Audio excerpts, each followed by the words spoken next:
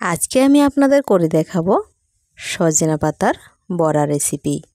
একদম কমন একটা রেসিপি, সবাই যার যার মতো করে, আমি আমার মতো করে করেছি।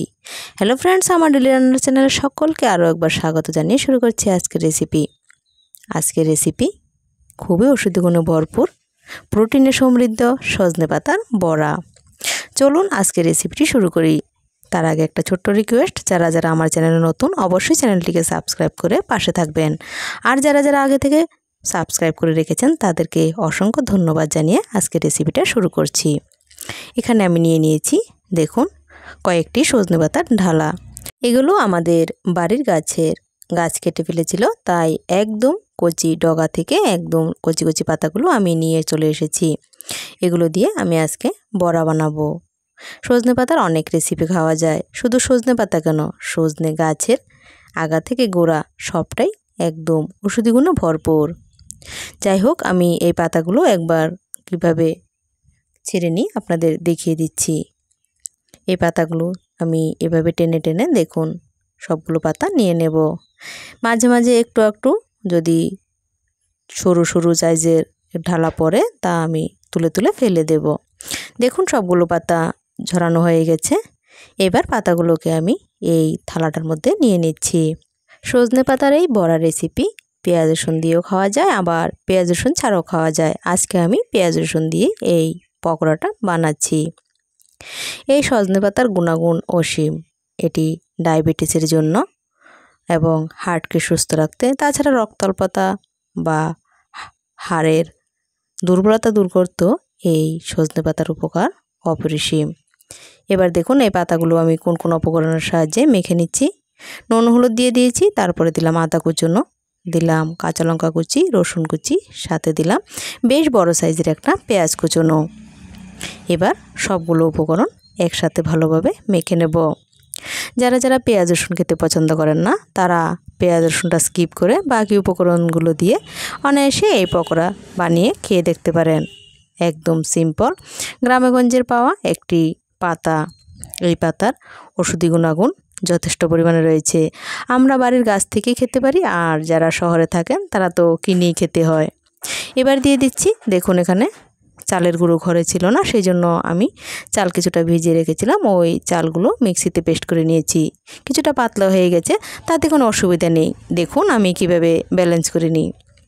এবার চালের গুঁড়োটা মাখা হয়ে গেলে, চাল বাটাটা মাখা হয়ে গেলে এর মধ্যে দিয়ে দিচ্ছি কিছুটা ডাল বাটা।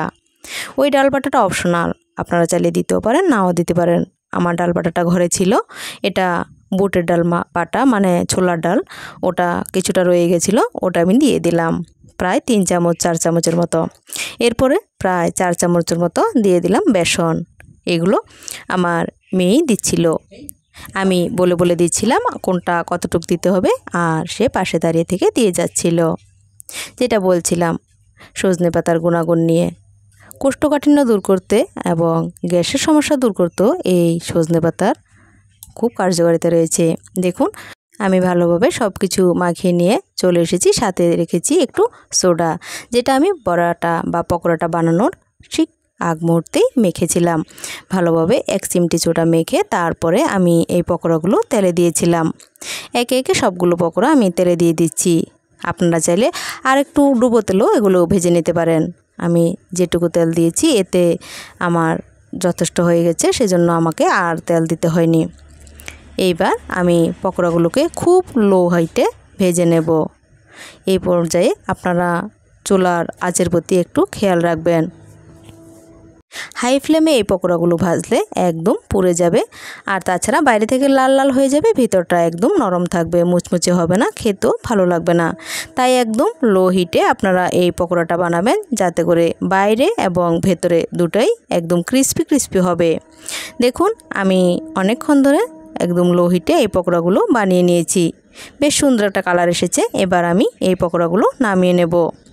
এইভাবে আমি সবগুলো পকোড়াই একে একে বানিয়ে নেব। সজনে গাছের ফুলের পকোড়াও আমি এভাবে বানিয়ে থাকি।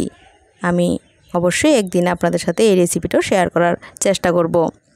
এবার বাকি পকোড়াগুলো একে একে দিয়ে দিচ্ছি। সবগুলো পকোড়া আমি একই রকমভাবে ভেজে নেব। দেখুন, আমি সবগুলো পকোড়া এভাবে ভেজে নিচ্ছি। গরম গরম ভাতের সাথে এই ধরনের পকোড়া থাকলে বাঙালিদের পাতে আর কিছুই লাগে না। সাথে একটা কাঁচা লঙ্কা বা শুকনো লঙ্কা ভাজা। শুধু ভাতের সাথেই নয়, সন্ধ্যা স্ন্যাক্স হিসাবেও বা বিকেলবেলা এই পকোড়াটা জাস্ট জমে যাবে। অবশ্যই একবার করে খেয়ে দেখবেন। রেসিপিটা ভালো লাগলে একটা লাইক, শেয়ার, সাবস্ক্রাইব করে দেবেন।